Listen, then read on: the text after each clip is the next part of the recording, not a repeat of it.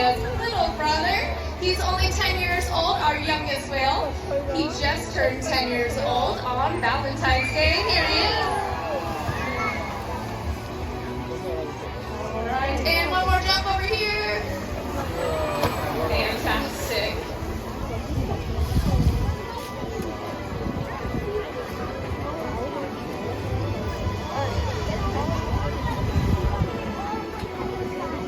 All right, focus your attention to the right side of the stadium. We're going to have Shuka showing off a little jump. And then focus your attention to the center of the pool. Again, that is Shuka displaying those very high energy athletic behaviors. So here at SeaWorld, with all of our animals, but especially with our killer whale, we do a variety of different types of sessions. Oh, and last but not least, we have Ulysses coming on Salem at 45 years old. He's one of our largest males, but don't let his age or size fool you. He's actually pretty darn athletic as well.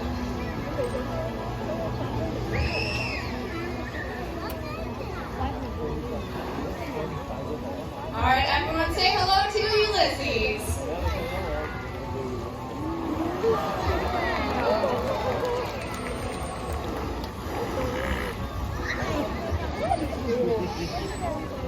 So as you just heard, whales make a bunch of different vocalizations, and something very unique to them is all of those sounds that you guys are hearing are actually coming out of their blowhole.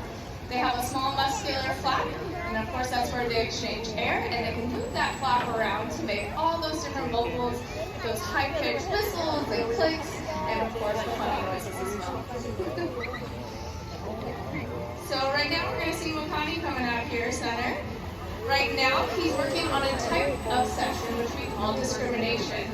Now, Makani is a very interesting whale. He has a really fun personality, but something he has a little bit of trouble with is discriminating different behaviors. So what that means is, if we ask him for what you just saw now, which was a hula, he might get that a little bit confused and think maybe he was supposed to do something different. So, right now, we're just working with him to see if we can get him to do exactly what we're looking for. And if he does, you'll hear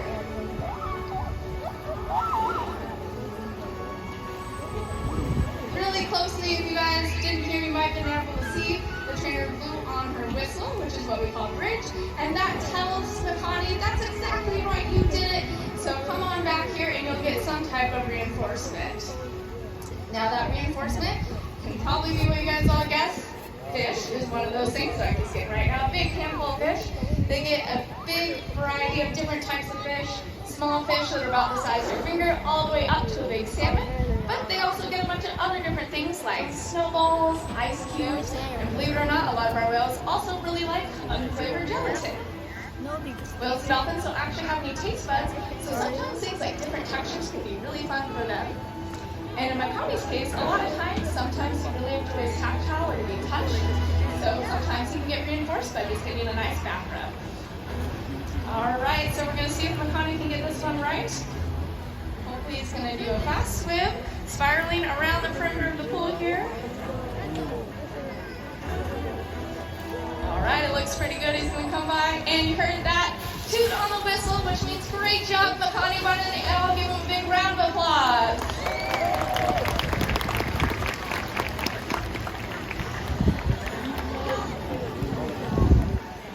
So we do different type sessions, like I said, every day. So learning is a type of discrimination session like we were just watching today.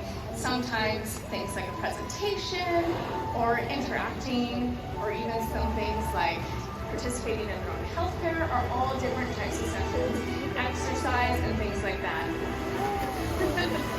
All right, hopefully we're going to see another behavior from Makani here. Right in the center, focus your attention. There he is.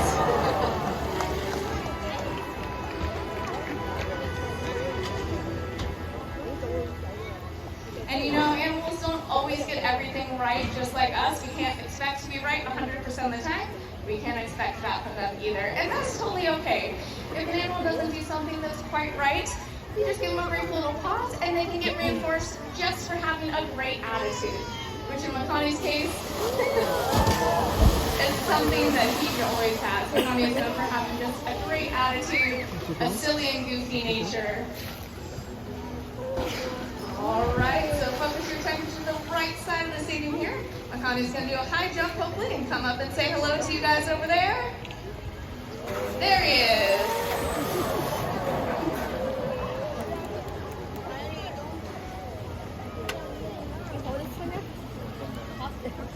All right, looks like Makani did a great job once again, so he's going to get a big handful of fish, one of his favorites, and maybe some ice cubes as well.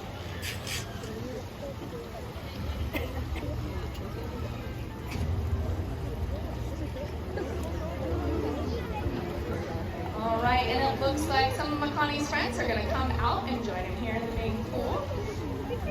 And hopefully we're going to work on some group behaviors with our team Four Wheels at the moment. So something that's really unique and cool to killer whales is they are very good at working as a team. Out in the ocean, they need to work as a group to hunt, to circle around herring possibly, to get them all in one spot so they can get a nice meal. Also to hunt for seals or sea lions. They'll actually work together sometimes to create a wave and wash animals or prey items off ice blocks into the water so that they can hunt those animals.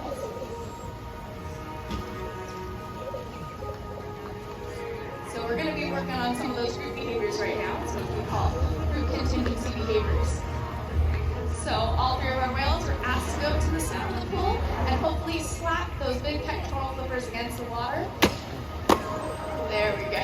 Very nice. Something that's really cool about their pectoral flippers actually is, even though it looks like one big appendage, which it is, they actually have 5 bony digits inside of each flipper, just like our hands. All right, let's see how all 4 of them do on this next behavior.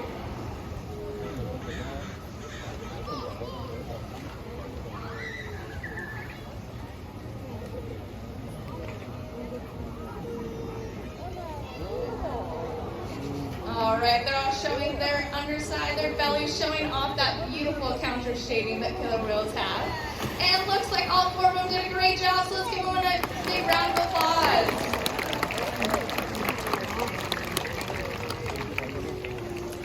So a lot of people actually ask why are killer whales black and white, what the purpose of that is, and it actually is, believe it or not, a type of camouflage. So when killer whales are out in deep water and prey items might be swimming above them looking down, the dark backside of a killer whale is actually going to blend in with those deep ocean floor waters.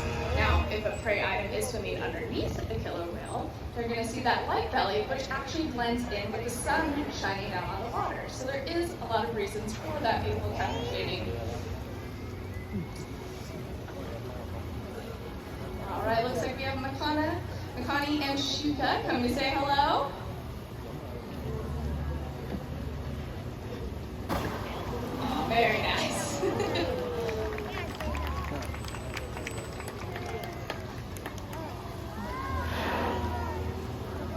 So again, it is really important for these guys to work together and do these behaviors together. Killer whales are very social animals. So every day we're working on for them to build those relationships. All right, and it looks like all of our whales are going to come around the perimeter of the pool, giving everyone a big wave if you want to wave back to them. Showing off those big pectoral flippers. And as you can see here, Ulysses here on my left, he has a very big pectoral flipper, much bigger than the other whales. And that's because Makani is just 10 years old, like I was saying, whereas the males usually will get flippers that big. So hopefully when Makani is a little bit older, we'll be able to see those big pectoral flippers just like Ulysses.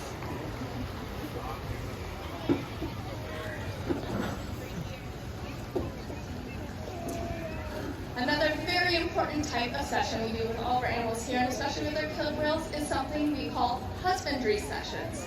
Now, husbandry is anything where the animals are actually participating in their own health care and well-being. So that could be anything simple from lining up in front of us so we can do a body exam and check their body, make sure everything looks healthy and tip-top shape, or even opening their mouths so we we can look at their teeth, make sure everything looks good and healthy inside of there, even to allowing us to clean their teeth, or even something as complex as allowing us to take a blood sample. So for example, killer whales have a nice vein that runs along their tail flukes, and they'll actually present us with their tail and allow vets to collect a blood sample from that vein. But it could also be simple things like we see here on stage with Ulysses. He's getting a nice rub down from his trainer, allowing them to accept tactile from us. And then we have Kalia down here showing off you guys at the glass. It's a great opportunity to get to see him a little bit up close.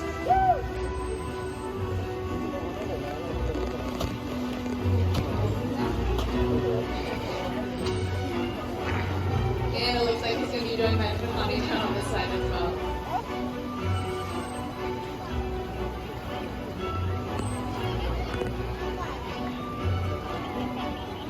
All right, a little bit of a splash warning over here.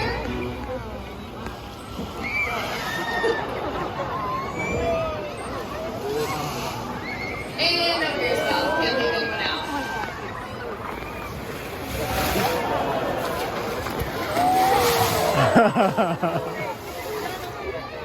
Very nice. Our killer whales are definitely showing off those powerful tail flukes, which is how they're able to do those super high energy behaviors. That's their powerhouse.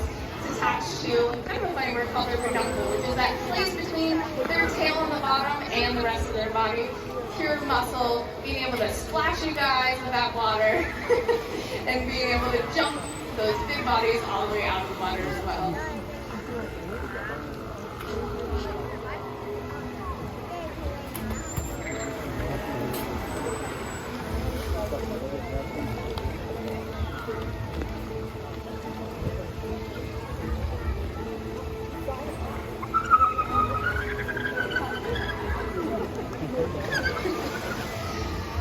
Now, with all these training sessions in mind, something that we do work on day to day, every single day with all of our whales and all of the animal behaviors is relationship.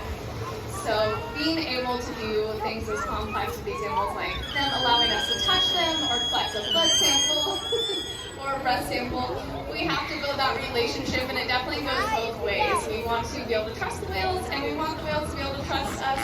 And sometimes we can build those relationships by doing fun sessions like play.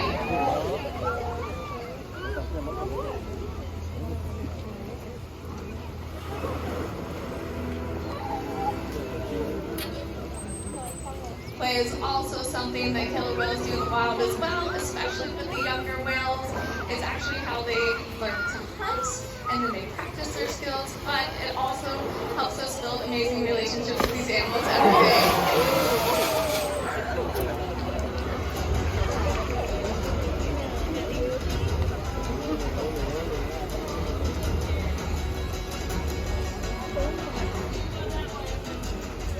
Alright, I'm just going to walk down here for no reason at all.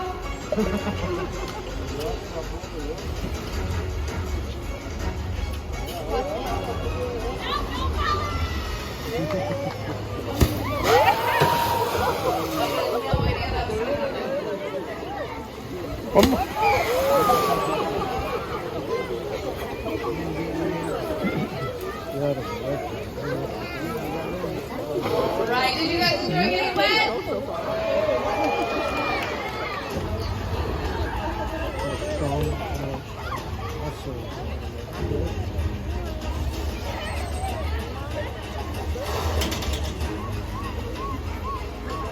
Alright, now that we all have a little bit, oh, we got more wet coming.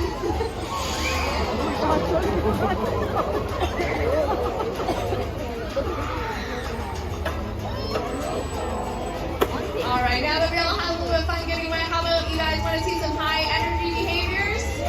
Alright. So like I was talking about earlier, those whales have a massive amount of strength in those tail flukes. And they can actually get all the way up to 30 miles per hour, which for reference can be fast as some of those speedboats that we see out there. And you'll also be able to see some very impressive aerials as well. You'll see these type of behaviors sometimes out in the wild. A lot of times they're doing it for fun or to get a better look at their surroundings. Or they'll do things like focusing when they're riding in the waves. of course, swimming super fast. And here it's always good to do these type of behaviors as a form of exercise for these whales. All right.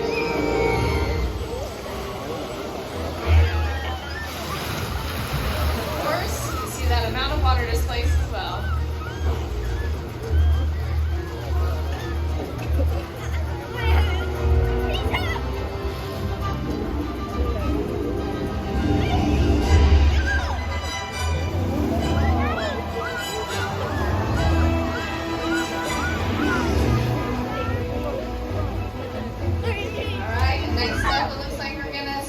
Showing off some aerials.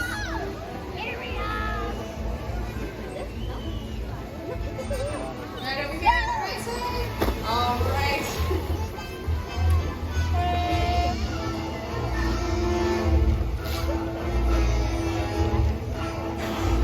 All right, and next up, focus your attention to the left. Here comes Kalia. All right, in 3, 2, 1.